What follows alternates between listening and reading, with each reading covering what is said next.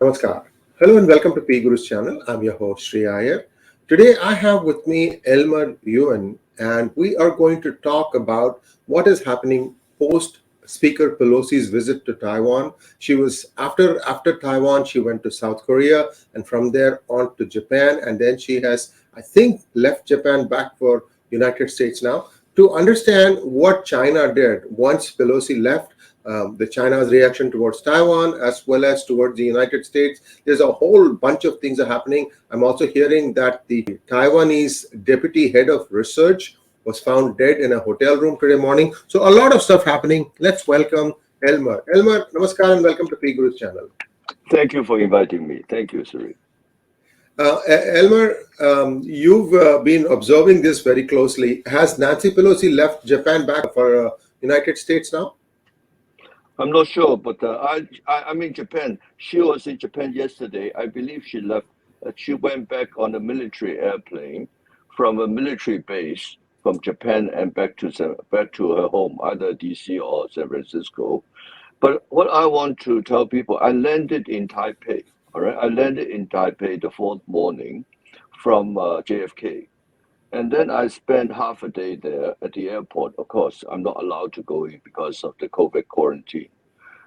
It's pretty calm because that was the exercise, the Chinese military exercise, was supposed to go on for 3 days, all right? And then they only went on for 3 hours the afternoon before. So I didn't see anything. And then I took the flight from Taipei to Osaka. And I was the flight was slightly diverted to the east side. I was using my Wi-Fi all the way, and I found out there was no Wi-Fi because normally the fixed route they put the Wi-Fi either from the ground or from the space to link. But anyway, there is a change to avoid the targets. There were 6 targets around Taiwan. It's very similar. They did the same thing in '96. All right, where 𝙒𝙧𝙤𝙪𝙦, the previous president, visited Cornell and was running for president in the general election. So what's happening is you really need to understand the Chinese culture, and you may know the same. All right, in the old days when the Mongolian invade a city, or invade a group of enemy, they are horsemen, right? The Mongolian have used a horseman. They would circle their enemy round and round and round. And then in the beginning, of course, the enemy is very alert and try to watch where they are coming from, where they are attacking. So they will circle the city round and round and round. And then after a while, they get a little relaxed. Maybe nothing happens. And then they keep on. In fact, they're looking for the enemy to relax and to off alert. And also they are looking for the weakest point to attack. This is the Mongolian way. This is how the wolf, in the old days, if you are surrounded, I'm not sure you have wolf in India or not. But when the wolf, in the steppe, Mongolian is the steppe, right? In the steppe, you have so many wolves. So when the wolves surround you, that's how they fight. They keep on circling you until they find the weakest spot. And this is how the Mongolian have learned. That's why they were so successful all the way they fought to Europe, as we know. So the Chinese are adopting the same. It's the same principle. I mean, we Chinese, Mongolian, they learn from each other. They exchange. So what they are doing to Taiwan now is they are going to be on and off and on and off, shooting missiles, exercise, this and that. So that I had a program this morning with a Taiwanese professor in the YouTube. And they kind of feel, oh, we're used to it, they're not going to attack. And they're not going to attack. So they are kind of comfort themselves. This is normal, right? People after a while try to pretend maybe it's nothing serious. And this is the way they pay. They leave the tension on and off, tight and loose. This is the way they fight. Psychological warfare. And then at a certain time when you're relaxed, you're not prepared, then they attack. All right. And as you know, there are 2 islands Taiwan has two islands very close to the mainland. It's called Amon and I don't know the English word for it, but anyway, there are two islands. They are close to the Chinese shore. And right now, we see that the merchant ships, all right, merchant shipping boats, shipping vessels, and also ferry boats, which China told them 3 months ago to equip with weapon. All right, they are Yes, we talked going about there. it. Yeah, Yeah, yeah. and they're going to and this island Gunmun is right next to Shah Amon. Amon is also a very big city in the Fujian province. So all the Amon flights have stopped. It's a big city, all right? And then there's all the flights have been cancelled, and also which is very close to Gunmun. And these ships are going to surround the Gunmun city. No, and they may do the on the other island too. Gambun Island and the other island. It's called Macho, but something like that. Start with an M. So what do when you have civilian boat surrounding them on the mainland side, all right? And while they are shooting at it, so I'm only speculating, but I want to give you an educated speculation while they are shooting missiles at you, all right, and doing naval exercise in those six areas, then your attention is split. Your attention is split. They can play suddenly high tension and low tension, right? And they can actually take these islands. When they take these islands, they say, oh, they're only going to take the islands. Well, okay. You see, this is kind of psychology they create. It's this is very Chinese. What I'm doing is very Chinese. All right. They put maximum pressure on you and suddenly lose a little bit. You feel good and they grab something else. I'm sure you have the same tactic. Yeah, Your country have experienced a lot of wars, and this is using you pretend to hit the left, and then you actually take over the right. It's very common. So what we are seeing is it is a moving forward, and most people in Taiwan or even American, and they are kind of or maybe guessing I told the program today on YouTube this morning. I said, stop guessing. The minute they cross the line, shoot them down. All right, they did cross the line. Their planes crossed the line, and their missiles went over Taiwan. Four of their 16 missiles, they actually shot 16 missiles. Four of their 16 missiles actually go over Taiwan, even though they went very high to the highest level of space, and then came down on the east side of Taiwan. This, if they do this, this is absolutely illegal. And then their plane has been flying into Taiwan territory. Shoot them down. You need to shoot them down in order to if they cross the line, you shoot them down. It's not the first time. It's been so many. And then next time they will make a little bit more and a little bit more. Now what do you do? Right? And the Taiwanese claim, there was my conversation this morning, and we have a huge debate. I mean, it's a professor. I'm sorry, I'm not a professor. I don't read so much. But then he said, we will never take the first shot. This is crazy. I mean, this is nonsense. People already crossed the line. Enemy is already in your territory. You do not take the first shot. What kind of strategy is that? I understand you don't take the first shot if they have not invaded, if they have not come into your territory, but you should take the first shot. This is the horrible side. Like, the problem is USA, Taiwan, Japan. In fact, decision is made by USA. Taiwan and Japan or Korea have no decision making.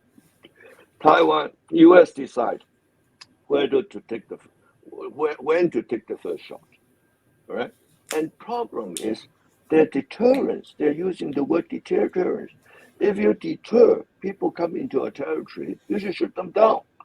I mean, I'm sure you do the same in India, right? If you come, now, of course, they retreated a little bit just to show you so that they don't want another front of war. All right, they don't want another front in the Indian and Chinese territories.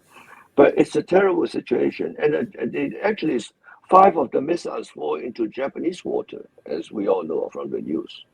And how come no action? All right, no action.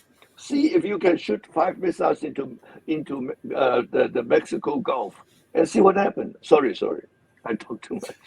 No worries. So, a couple of questions. Is the Taiwan Strait open for tankers now? Still open, still open.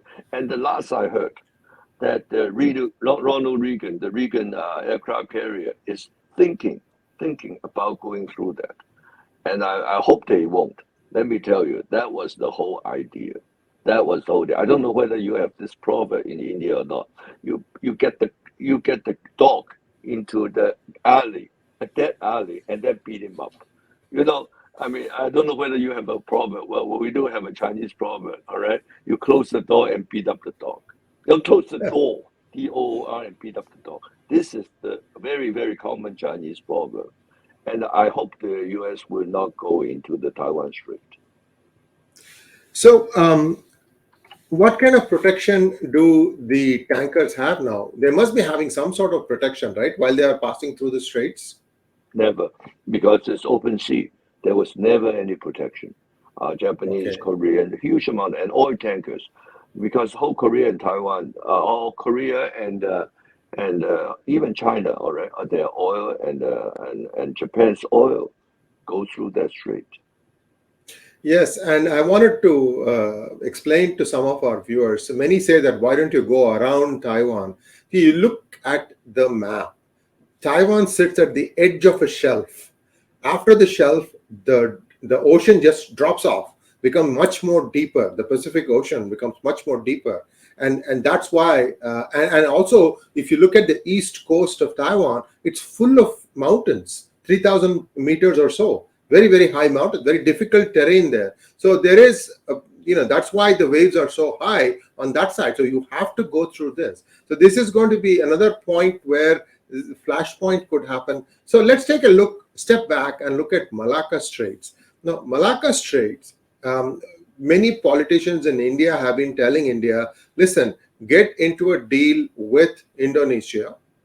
There is India's land called Nicobar. It's called Car Nicobar, the closest island to the Malacca. It's only 90 kilometers, less than the distance between Taiwan and China. So India and Indonesia, you don't even need US, can effectively blockade Malacca Strait. I see. You should. So you must have control. These guys are. Go ahead. Sorry. Yeah. So here's what happened. We PGurus, we scooped this story. What had happened was, China got one small seaport in Sri Lanka on a 99-year lease. It's a place called Hambantota. It's at the southern tip of the Sri Lanka is a teardrop like an island. It's at the southern tip.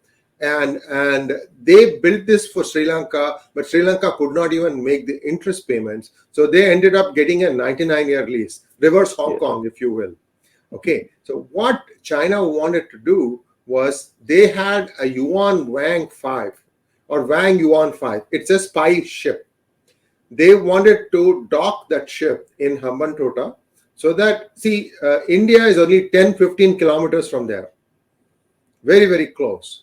The Indian coast, and they wanted to look at the east coast, and the west coast is maybe 100 plus kilometers. They have a range of 500-600 kilometers.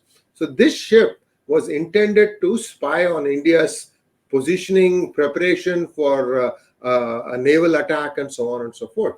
What had happened is, you've been reading the turmoil in Sri Lanka. They in fact drove out their president. He's now back, but for some days he was gone. So that riot, people are now beginning to put two and two together, and they are thinking that riot was engineered from outside of Sri Lanka. Nothing comes from accident. All these days, the Taiwan is deputy prime minister, and then the chief of staff, and your chief of staff. Nothing is by accident. Everything has a reason. I mean, how come in our life we don't have such accidents? So, long story short, when India came to know that Sri Lanka had given permission for this to dock, India objected because But then what Sri Lanka said was, look, this is not under this president, it was under the previous president. And India have given $3 billion aid in the form of fuel, supplies, like critical food supplies, to just help Sri Lanka tide over its crisis. Sri Lanka's tourism, which is a main economy, has completely collapsed because of COVID. Okay, so they have first of all figured out this who caused the trouble, so that is back to normal. The president who had fled is now back into the country, and today we had put the story. Now we are hearing that Sri Lanka has said you cannot dock that vessel. It was supposed to come and dock on the 11th of August. So now Chinese vessel has been denied permission. So it will have to turn back and go. So things are happening, but as always, and you and I know this thing, we have been telling India, you got to be much more aggressive, but that is where things stand as far as the Malacca Straits is concerned. India and US are going to hold joint exercises very close to the border with China in October. That's still 3-4 months away. And so these are all the things happening in and around India. The question that I had for you, Elmer, is what do you think US is thinking right now, in your opinion? In fact, US is very, Biden was not happy that Pelosi went, right? So it was not they didn't really cooperate. And also, even Taiwan was not really, they told Pelosi not to go, but Pelosi decided to go anyway. So even the Taiwan president, so all these are pacifists. I mean, they really are pacifists. And of course, luckily, there was a sanction on Pelosi, which really helps because you remember that China was sanctioning the European Union parliamentarian. And Yes. now, and even though Pelosi is a Democrat, but of course she represents the people and the entire Congress. She's the head of Congress. It's a very serious situation. So what's going to happen is the Congress have the right also to sanction Chinese officials or even members of the Politburo. So I believe this will escalate. The people are very, very angry at China. U.S. American, you live in California, of course you understand, and their voice is being heard through the Congress. You cannot even find a single voice pro-China, single voice in the U.S. Congress, and this is it's in fact better. And Japan is getting very nervous because 5 of the missiles landed in Japan water, and so Japan hopefully they will speed up this normalization of their military force, and then so they can really get to work. Not a bad idea. This whole Pelosi visit was very good, and Xi Jinping lost some face because he claimed that he's going to send his fighter jets to accompany Pelosi's plane landing in Taiwan, which of course never happened, and that's why, in a way. And there is conflict also inside China because that's why the naval exercise, the shooting, only lasts for 2.5 or less than 3 hours. It was supposed to be 3 days. 3 days. So Yeah. the Xi Jinping's opposition told him to stop. So he had to stop, and then but this thing is not over. Not over. They are still. I was talking to you about this wolf, how the Yeah. wolf attacked. They are running around. They are circling Taiwan round and round. And if you're talking about even the east coast of Taiwan, they are shooting grounds. They are shooting missiles. So nobody very soon, if they keep on this on and off and on and off, nobody will. It's in essence blocking the entire Taiwan, not only the Taiwan Strait, but blockading the whole Taiwan from import and export. And that has to be considered. They want to keep you guessing. They want to keep you guessing. This is the way war strategy goes in China. We are very familiar because China so many wars in our history. So there are 7 US naval ships that came near or they are docked near Taiwan today as part of the Pelosi visit. I don't think they have sailed back again to like where they came from. So what do you think they are doing right now? No, the Ronald Reagan was about to leave when this thing stopped on the 4th afternoon. All right, but then they start again, and then the Ronald Reagan aircraft carrier turned around and went back to the South China, but to be near Taiwan. So now they are deciding whether to demonstrate. U.S. and the other countries, Japan and U.S., Japan and Australia have demanded that the China should stop their naval exercise. The shooting game should stop right away. So they are going to use the Ronald Reagan air carrier to pass through the Taiwan Strait to demonstrate the power and force China to stop. But that, to me, I'm a little bit worried it may be a trap. So that is the next flashpoint to possibly look for in case something happens. So that is one side. Now let us take a quick look at the palace intrigues inside China. So is Shanghai back in lockdown again now, or is it okay? How are things there? On and off, on and off. So the economy is not recovering, all right? And many cities, not only Shanghai, many cities, because the minute they have a few cases, all right, immediately they lock down, all right, some part. And you cannot do business when you have such lockdown. I have a reunion with my sister in Boston a few days ago before I came here. And they said more than 60% of the restaurants are closed. The whole service business and the department store have no business. And Shanghai is really the most important, the richest city in China. And same as Hong Kong, we're no difference. So they are basically 60% down in the service industry. And you can imagine and extrapolate on other trades and industries. The economy, and they don't care because they are in the middle of the power fight for Xi Jinping to be re-elected.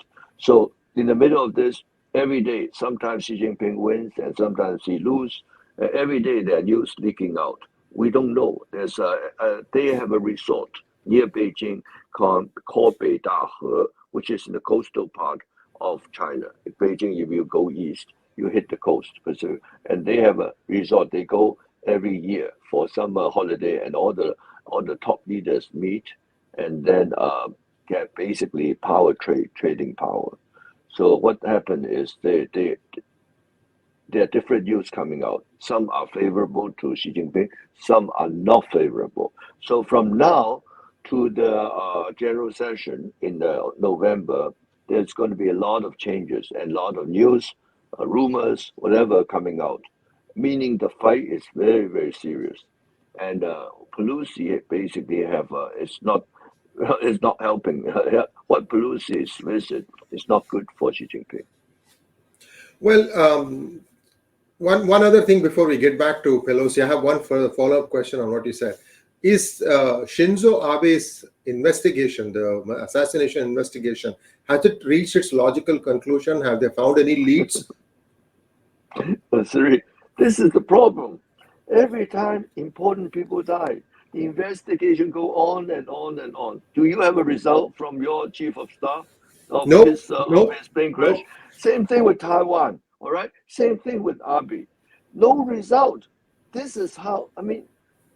First of all, this is impossible. It's a very simple murder, right? Yet everybody kind of, and after a while, people start forgetting, and people start just accepting it as a fact of life. This is the problem. This is how good the communists are. They have a way of, and that they pay money to water down everything. Look at the COVID, the source of where the virus come from. And we're talking about $300 trillion of damage and 6 million lives. And can you believe it? The communists can get away with that. If they can get away with that, they can get away with anything. Please, I cannot believe this is the kind of world we live in. All right, and you believe that? Has your prime minister said anything about tracing? Nobody says anything anymore. Suddenly, it's it's like a forgotten. And what about the money? It's our money, as the taxpayers' money. How much money is lost? Nobody talk about it. I don't believe this kind of thing. Yeah. So last two questions before we wind this thing up. Very, very interesting conversation thus far. Now, let us say that in the palace intrigue, Xi gets deposed and he has to step down. But, he has become the face of the CCP today. I don't think he's welcome in any other country. So where do you think he's going to go and hide? No, he may not. No, no. I think he may go to Moscow. All right, Hmm. Putin is his good friend. No, he may, but most probably they don't allow him to leave because he carries so much secret. All right, and the people who push him away may not are definitely not his friends. So most probably he may be kind of a house arrest in China. This is the way the communists work. Right? He has no friends. He has some money stacked away in Monaco, in Monte Carlo, but Hmm. I don't see him leaving the country. They do not allow people to leave. The communists are very tough. When it's over, And, you're over. and his daughter is studying in Harvard, right? Yes, his daughter's married, and of course, naturally, young people, they want to go back to China?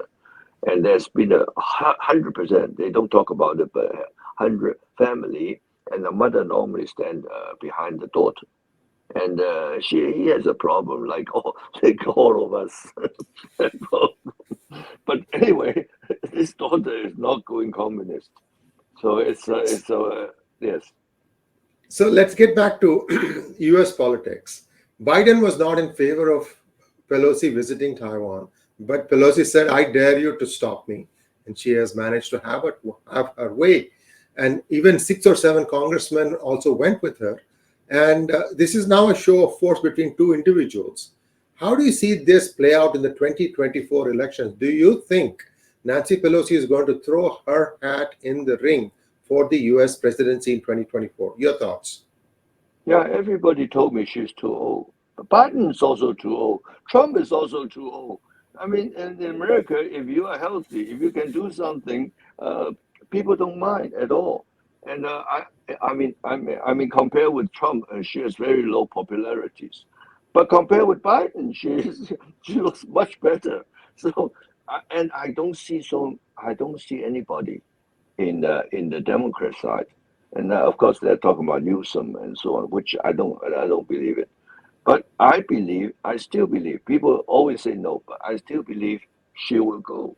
And this is a huge exposure for her. This trip, very successful in Taiwan, and even the Republicans praising Yes, her, yes. as you can see. The country as a whole has come behind her, stood behind her. So to that extent, she has really, really become popular right now. There's no doubt about that. Everybody, Republicans, Democrats, everybody is very, very happy about the fact that US showed what it's capable of. So it's actually going to work against Biden and Kamala Harris to a lesser extent, perhaps. So we have to wait and see how this goes. Clearly, they still think, at least the US pollsters still think, that the Democrats are going to lose the Senate for sure. They think they might also lose the Congress to Republicans. Typically, in the midterm, right, a 40-seat swing is typical. And if 40 seats swing away from the Democrats and to Republicans, then it's a very clear majority for the Republicans. So we have to wait and see how that shapes up. We do have 3 challengers on the Republican side, I guess. The Florida governor, Ron DeSantis. You have the Texas governor, and of course, Donald Trump. Now, for our viewers' benefit, many nominated or many candidates supported by Trump have won their primaries in their respective constituencies, whether it was state Senate or Congress or Senate. Many of them have won. I think 1 or 2 lost. But the fact is that Trump enjoys a lot of clout in the Republican Party. They cannot wish him away. Many want to, but they can't. So that Trump is the 800-pound gorilla in the room.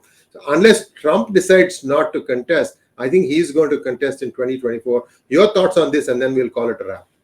Yeah, absolutely. I think, but he is really preparing a very good structure to basically head the Republicans, and he's weaving out all the rhinos, and then and so far he's been very successful, and his popularity is still rising, as the U.S. economy with all this inflation and so on. I mean, everybody want to support Trump because he was right.